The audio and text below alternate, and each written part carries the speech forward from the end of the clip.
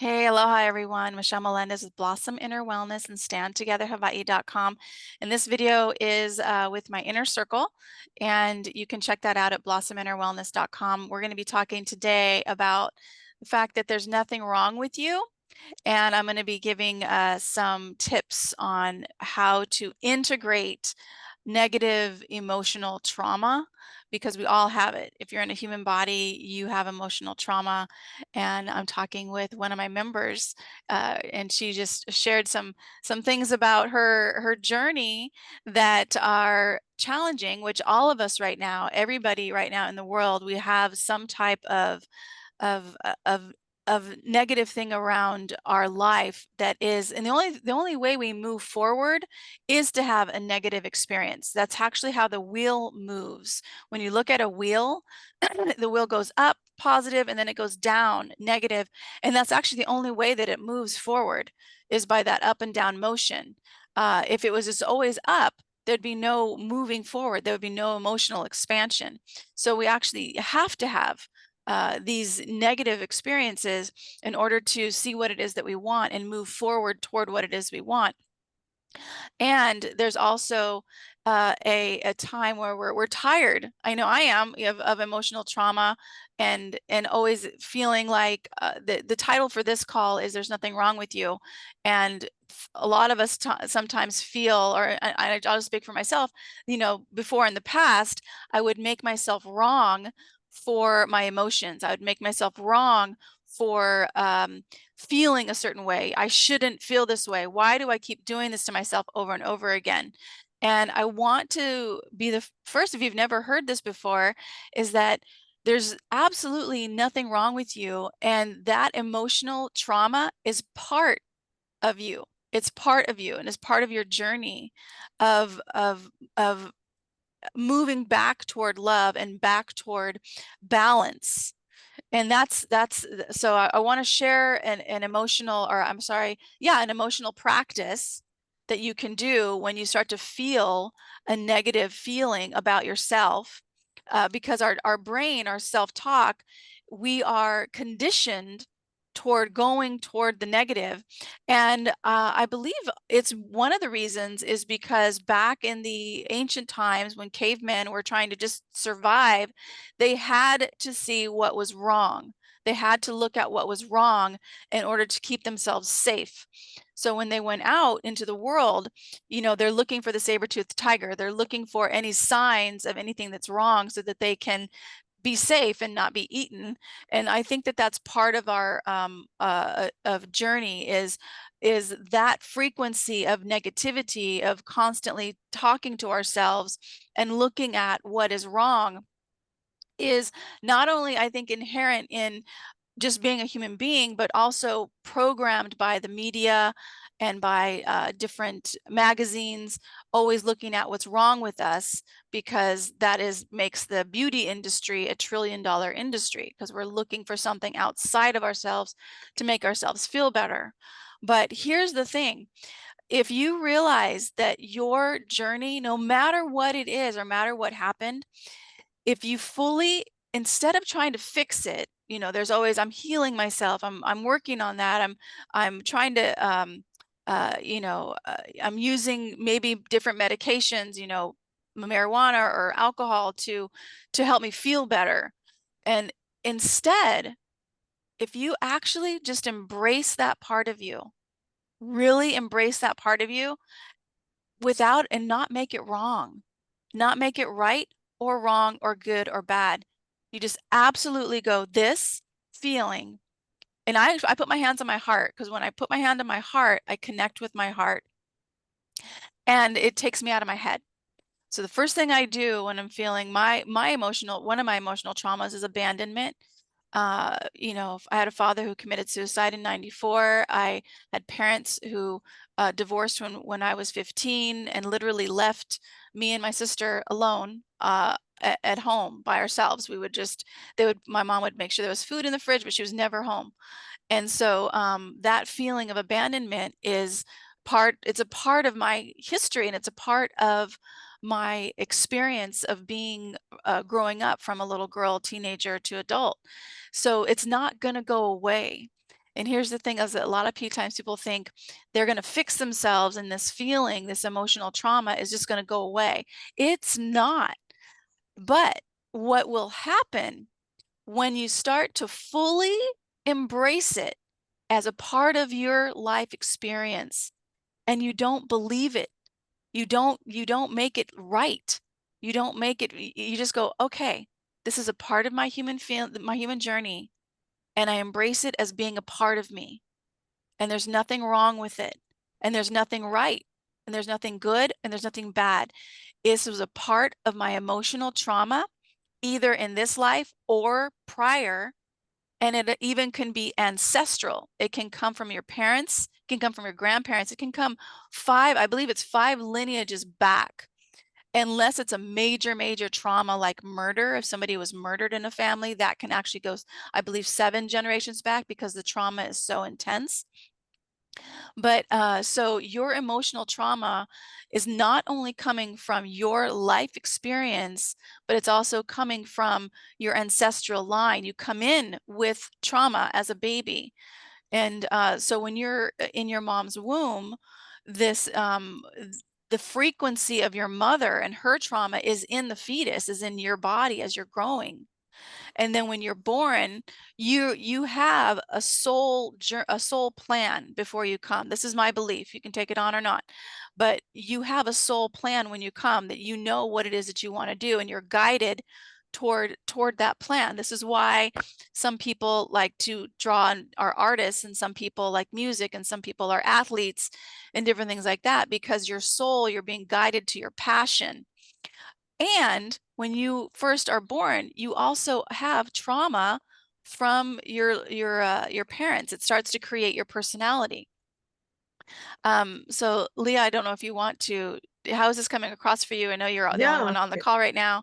yeah, no, it makes total sense. And I agree with you in my belief system of what you just said, that all of that's how our human lifetimes are designed from spirit to human, and Mhm. carry all that in. As a matter of fact, I don't know if we have time for a story, but I know myself personally, I had a traumatic actual being bornness because of the scenario that happened, and my mother described it to me. I was born in 1952, and of course the technology then isn't what it is today, and they did not realize that being a smoker would affect the fetus, so I was born 2 months premature, and they rushed me off to in an incubator, in an ambulance, to another hospital, so she never even touched me. I didn't have that bonding experience. But beyond that, even more importantly, she was a officer's wife in the Navy, and we were in Rhode Island, and my dad had the aircraft carrier was in the harbor, and big open house, and she had saved money. This is her story, telling it to me as an adult. She had saved money for months for this special outfit, and of course, in 1952, a pregnancy outfit is designed to hide the pregnancy. So it's an umpire style teal dress with a bow right under right in the middle, mid calf, with a little pillbox head and hat, and the matching little net over her, and white gloves, and following my father around. Because he was an officer, right? So all the social value system of that day of doing it right, and high heels, even though you're pregnant. How silly is that, right? So she was either climbing up or down a ladder, and the water broke. I broke the water. So I ruined the back of her beautiful silk outfit that she had saved money for I don't know how many months. So she was devastated. She was so embarrassed. So she backed her way off the ship so that no one would see, or hopefully nobody would see, the back of her dress, and rushed to the hospital, and I was born. So when I was born, she rebirthed me when I was an adult, and I was pregnant with my son. She did a rebirthing session, and when I was born, I felt all the emotions of embarrassment, shame, guilt. Oh my God, I'm so sorry. I messed up. I ruined your day. I'll go sit in the corner. I'll be a good girl. I'll shut up. I just pretend I'm not even there. So in for my example of having all that emotional trauma, even though I didn't have words for it, to re-experience all that emotionally in my body, when I did this rebirthing experience, from that point forward, and that was in 1987, I've been way more aware of how I respond in social scenarios where, oh, I don't count. It's okay to take care of everyone else first. And if there's a crumb left, I might be able to have some. So I've been a pleaser, you know. I've been wanting to be accepted always. Do you love me now? I can do a tap dance. Do you like me now? I can do this. Do you like me now? Want the need for acceptance. So I've been practicing all kinds of ways to come to a place of self-love, of self-confidence, that I do belong, that I am worthy of everything that my heart desires. And as you said, it's a process. Mhm. It's a It's journey. it's It's absolutely a journey, and every single one of us has something like that. And here's the thing, this whole game that we're in, I call it a game. This is a human life game that we're in. And the way we win, I guess you can say, is by fully embracing everything that you've ever experienced, not making yourself wrong or right or good or bad. That was just a frequency. That everything is frequency and energy. And so that emotion is a certain frequency. So if you just notice that it's a frequency in your body and it's making you feel a certain way because it's a vibration, when you can really tell the frequency with anger and love. Because anger, if you're really angry, you're angry. I'm going to scooch over here so this light doesn't get in my eyeballs. But if you're angry, it's in every single cell of your body, and it's vibrating. You're literally like really mad. But if you're also in love, you feel like you're floating on air. You feel like you're on cloud nine. And everything in between is a frequency, but that doesn't make any frequency. There's no right or wrong frequency. It's just going to create thoughts in your mind that then create your behavior. That's all it is. That's all. It doesn't mean anything about you unless you make it mean something. You are the meaning maker. So you get to choose. Do you make this mean, I'm feeling this certain way. Do I make this mean that I'm not a good person and I'm unlovable? Or do I make this mean that this is just a frequency and I can breathe into it? And this frequency has been living in my body most of my life, and maybe even, that story you shared, that also your mother could have that frequency in her body as well, that she's a people pleaser. That's why she had to walk backwards and she didn't want anybody to see her. And that frequency was super, super strong when you were born. So it's the first frequency that you felt, maybe, as you were being born as a child. So that's going to go into every cell of your body. And you don't know how far back that goes, with Mhm. her, with your lineage. So in Yeah. this time, it's like each one of us, you are the answered prayer of your ancestral line. So the best thing, the practice that I use for myself is I put my hands on my heart and I literally say my name, Michelle. This is a normal human feeling. This is a normal human feeling. You're not the only person who's ever felt this. Everybody has felt this before. This is a normal human feeling. There's nothing right or wrong or good or bad. It's just a frequency. And then I breathe. Your breath is the key. Your breath, I breathe fully into my rib cage, fully expand my diaphragm, and fully embrace that feeling. And so I do that at least 3 times, breath at least 3 times. And you'll start to notice when you practice this, by the third breath, deep breath, fully embracing the feeling without making it right, wrong, good, or bad, just accepting it as a part of your human experience and your human life and your human existence at this time in history. By the third breath, you'll notice that the feeling, the frequency starts to dissolve. It starts to dissolve. What people normally do is they normally make a story about the feeling, and then they go with that story, and then that's their behavior. So that's why you're the people pleaser. So instead of this time, this is practice this. The next time that happens where you want to people please, just pause and just go, okay, what's the feeling? Put your hands on your heart, say your name. This is a normal human feeling. I don't have to make this mean anything. I don't have to do anything because of this frequency. It's not good, bad, right, or wrong. It's just an emotional frequency in my body from my lineage, from my whole ancestral line, or at least from my mother's ancestral line and yours. And then you breathe into it, full deep breath. And let's just take 3 deep breaths together. Just let it be a part of you. Don't try to fix it, not make it right or wrong or good or bad. 2 more deep breaths, big deep breath.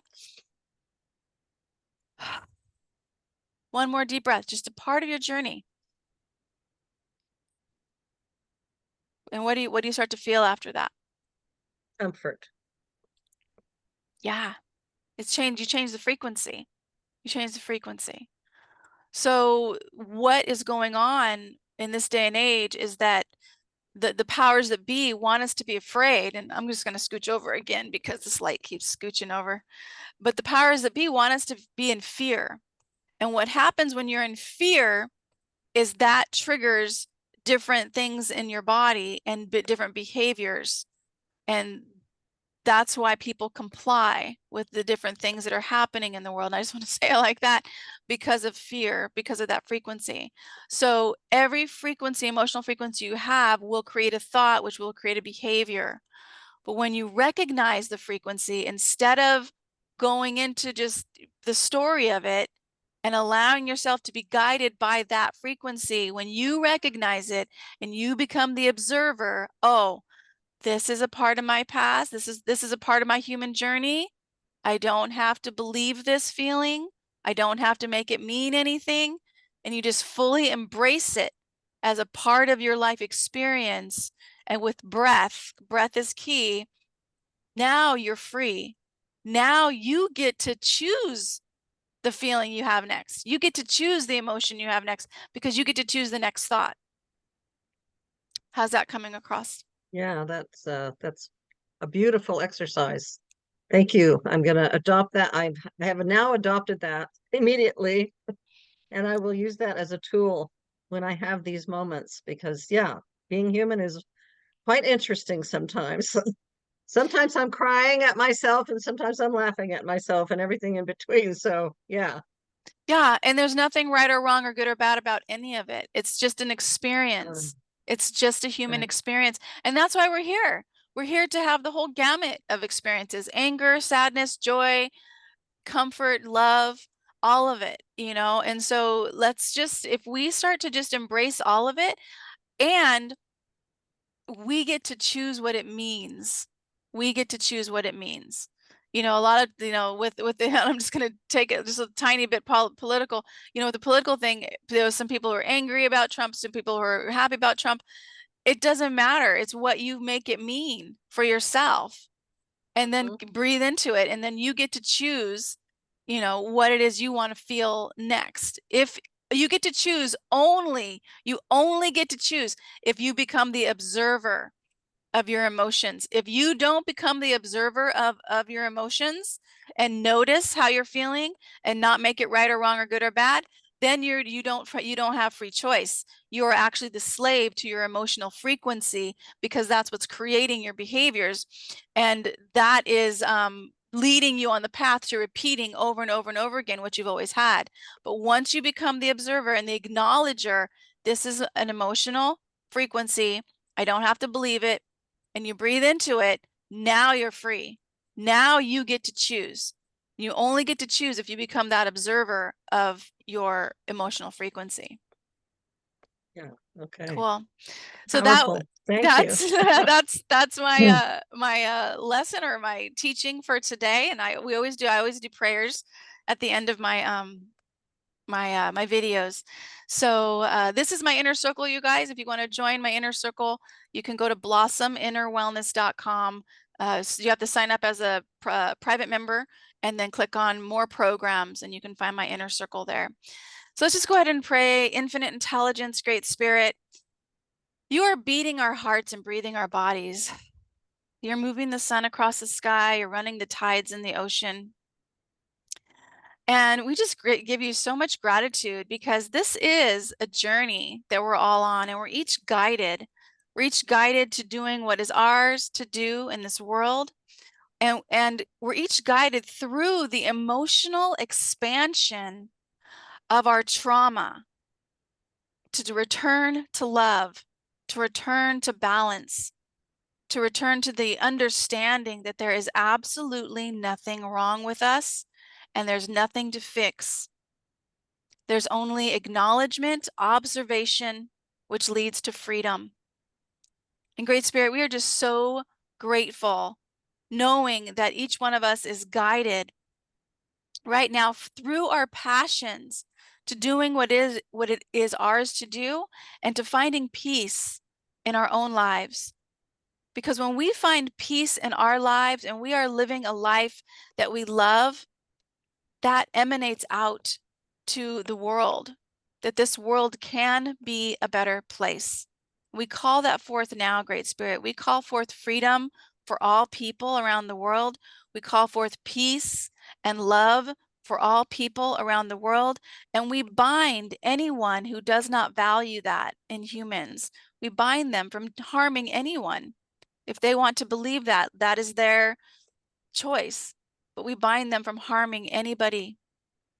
Great Spirit, and we give this to you. We know that this world is becoming a better place, and we know that each one of us is feeling better and better about who we are in the world. That each one of us came forth when trillions of people could have come forth from our parents. We came forth. It is not an accident. It's not a mistake.